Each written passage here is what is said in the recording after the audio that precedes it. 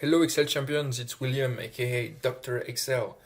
Today I'm going to show you how to convert dates to numbers in Excel.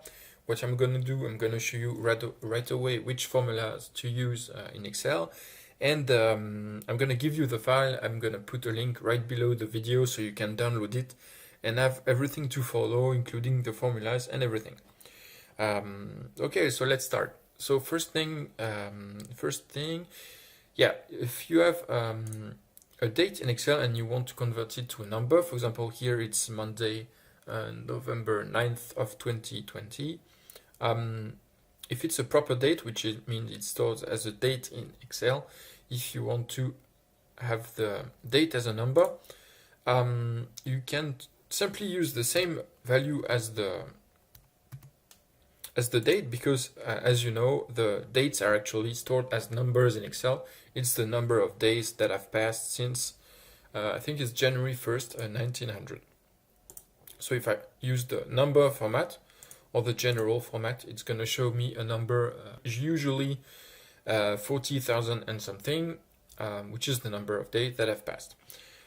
If your date is not stored as a proper date, but as a text, for example, if you import it from an external software or a text file or somewhere else, okay, two things can happen. For example, here I have two dates that are actually as text, because I added some quotes to force Excel to take them as text. For example, if I copy this from an external file, I'm going to copy it and paste it somewhere. Actually, Excel is going to compute that it's a date and is going to convert it to a date. So most of the times you're gonna actually have dates already in your Excel file, and it's going to be then you can use the first method we've seen and use just change the format or something. If it doesn't compute, for example, here it's still as a text, 7th of January 2017, but it's stored as a text. You see it because it's aligned on the left side of the cell.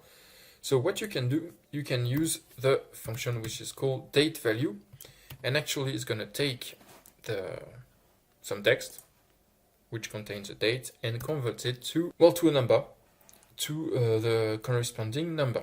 And it's we're gonna use it on this example as well, date value of this text, and same thing is going to be converted to a number, which is actually the same number. You see, if I use a date format, it's going to display it as a date this time. So that's it. Actually, you have two: either you use an automatic conversion, how Excel understands dates, or you can force it with the function date value. So I'm going to leave you download the file. It's right below the video, and I'm going to see you tomorrow for a new Excel tutorial. Don't forget to subscribe. This way you will get notified exactly when I publish it. See you tomorrow. Ciao.